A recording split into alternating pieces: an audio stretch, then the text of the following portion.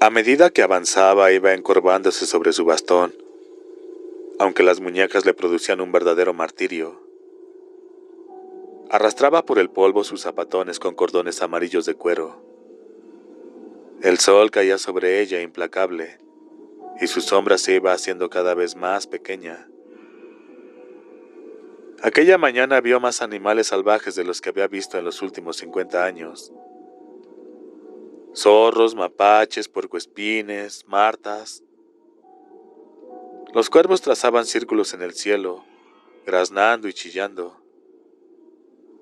Si ella hubiera andado por allí escuchando a Stu Redman y Glenn Bateman, discutiendo la caprichosa manera en que la supergripe había atacado a algunos animales, dejando en paz a otros, se habría partido de risa. Atacó a los animales domésticos y se libraron los salvajes, así de sencillo. También habían sobrevivido algunas especies de animales domésticos, pero por regla general, la epidemia acabó con el hombre y con sus mejores amigos. Se llevó a los perros y dejó a los lobos, porque estos eran salvajes. Sintió un intenso dolor, una especie de descarga eléctrica en las escaleras. Sintió un intenso dolor, una especie de descarga eléctrica en las caderas, en las corvas, en los tobillos, en las muñecas. Caminaba y hablaba con su Dios, unas veces en silencio, otras en voz alta, sin notar la diferencia, y se encontró de nuevo pensando en su propio pasado. De acuerdo, 1902 había sido el mejor año. A partir de entonces pareció como si el tiempo transcurriera con mayor rapidez, pasando sin pausa una y otra vez las hojas de un voluminoso calendario. La vida de una persona pasa tan deprisa. ¿Cómo es posible entonces que un cuerpo se canse tanto de vivirla? Había tenido 5 hijos con David Rhodes, de los cuales Maybelle había muerto asfixiada por un trozo de manzana en el patio trasero de la Old Place. Abby se hallaba tendiendo la ropa y al volverse vio a la niña, caída de espaldas, con las manos agarrándose la garganta y poniéndose morada. Consiguió al fin sacarle el trozo de manzana, pero para entonces la pequeña Maybelle se había quedado inerte. Fue la única niña que tuvo y también la única de sus muchos hijos que murió a causa de un accidente. Se sentó a la sombra de un olmo, junto a la cerca de los Knowler. Vio cómo a 200 metros el polvo daba paso al asfalto en la carretera. Ese era el punto en que Fremantle Road se convertía en Polk County Road. El intenso calor reblandecía el asfalto y en el horizonte parecía mercurio, brillando como agua en una ensoñación. En un día caluroso siempre se podía ver ese mercurio hasta donde alcanzaba la vista, pero nunca se llegaba del todo hasta él. Al menos ella jamás lo había logrado. David había muerto en 1913 de una gripa no muy diferente de la que ahora había acabado con tanta gente. En 1916, cumplidos ya los 34, Abby se casó con Henry Hardesty, un granjero negro de Wheeler County, allá en el norte. Había acudido a cortejarla de manera especial. Henry era viudo con 7 hijos, 5 de los cuales eran ya mayores, y habían seguido su propio camino. Tenía 7 años más que Abigail. Le dio 2 hijos antes de que su tractor volcara y lo matase a finales del verano de 1925. Un año después se casó con Nate Brooks y la gente había murmurado. Ah, sí, la gente murmura. ¿Cómo le gusta murmurar a la gente? A veces parecía que lo único que sabían hacer era eso, murmurar. Nate había sido jornalero de Henry Hardesty y fue un buen marido, tal vez no tan cariñoso como David, y desde luego no tan tenaz como Henry, pero sí un buen hombre que siempre hacía lo que ella le decía. Cuando una mujer empieza a entrar un poco en años, es una tranquilidad saber quién lleva la vara alta. Sus 6 hijos le habían dado una cosecha de 32 nietos, los cuales habían traído al mundo 91 bisnietos, que ella supiera. Y en la época de la supergripe tenía ya 3 tataranietos. Hubieran sido más de no existir las píldoras que ahora tomaban los jóvenes para no tener hijos. Para ellas la sexualidad parecía solo otro campo de juego en el que practicar. A Abigail le daban lástima con sus modernas formas de vida, pero nunca habló de ello. A Dios correspondía juzgar si pecaban o no tomando aquellas píldoras, no a esa cabeza hueca de Roma. Madre Abigail había sido toda su vida metodista y se sentía muy orgullosa de no tener nada que ver con aquellos aborregados católicos. Pero ella sabía bien lo que se estaban perdiendo. El éxtasis que sientes cuando te encuentras al borde del valle de la sombra. La maravillosa sensación que se experimenta cuando te das a tu hombre y a tu Dios, cuando dices tu voluntad sea hecha y tu voluntad sea hecha. El éxtasis final del sexo ante la mirada del Señor. Cuando un hombre y una mujer reviven el viejo pecado de Adán y Eva, aunque ya purificado y santificado con la sangre del Cordero. Pobre de mí. Le apetecía un sorbo de agua.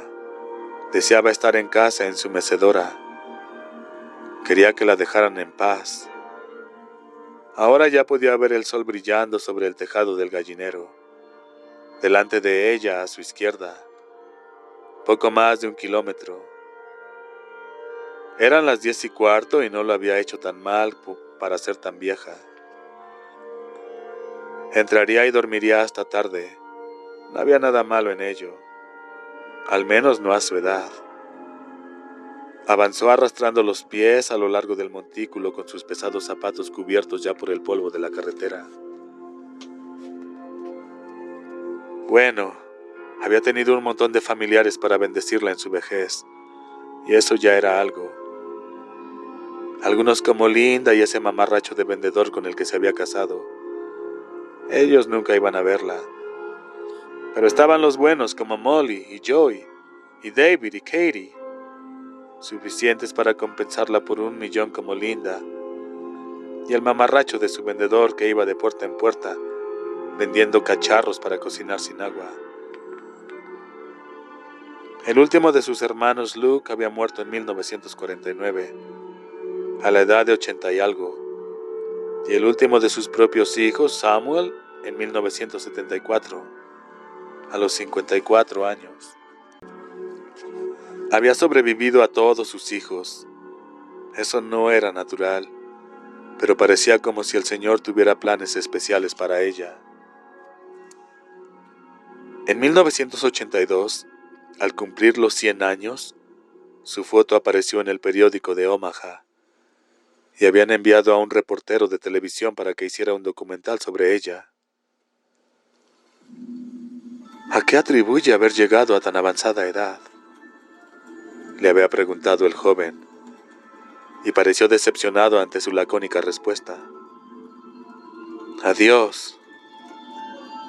Querían oírle decir que tomaba jalea real o que no probaba el cerdo frito, o cómo colocaba las piernas cuando dormía.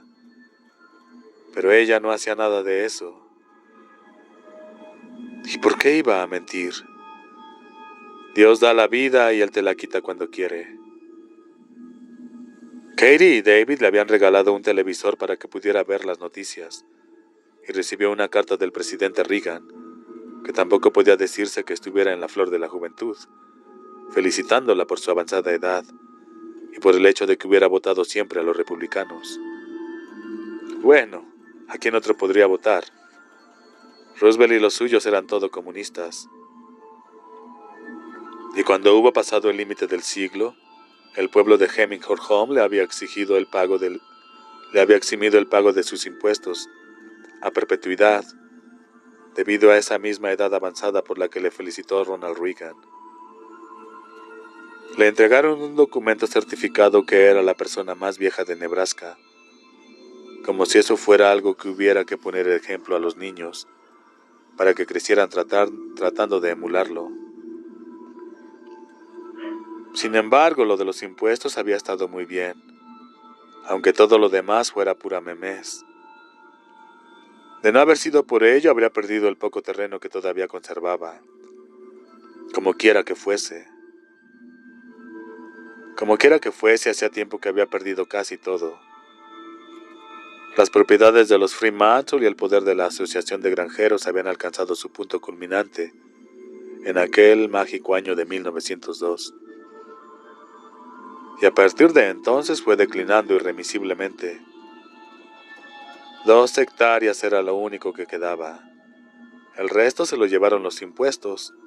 Hubo que venderlo a lo largo de los años. Y tenía que admitir avergonzada que la mayoría de las ventas las habían hecho sus propios hijos. El año anterior le había enviado un papel una institución de Nueva York que decía llamarse American Geriatric Society, en que le decían que era el sexto del ser humano más viejo de Estados Unidos y la tercera mujer más vieja. El más viejo era un hombre de Santa Rosa, California. Tenía 122 años. Pidió a Jim que enmarcara aquella carta y la colgó junto a él a la del presidente. Jim no lo había hecho hasta este febrero. Pensándolo bien, aquella fue la última vez que vio a Molly y a Jim. Había llegado a la granja Richardson exhausta. Se apoyó un momento en la empalizada más próxima al granero, mirando anhelante hacia la casa. Dentro estaría fresco y agradable.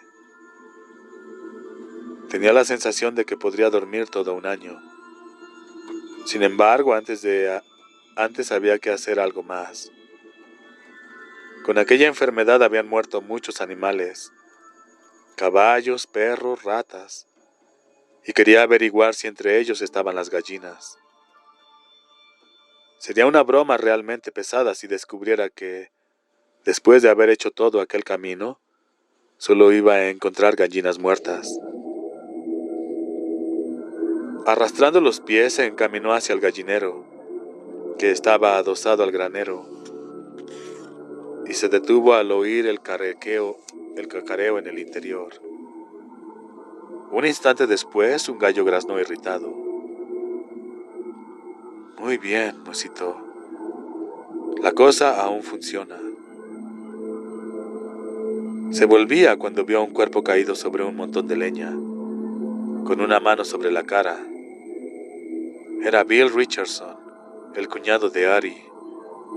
Los animales habían dado buena cuenta de él. «Pobre hombre», exclamó Abigail. «Pobre hombre. Legiones de ángeles te cantan en tu reposo, Billy Richardson». Se encaminó hacia la casa fresca y acogedora. Parecía encontrarse a kilómetros de distancia, aunque solo estuviera al otro lado del patio. No estaba segura de poder llegar hasta allí. Se encontraba extenuada. «Hágase la voluntad del Señor», dijo, y apretó el paso.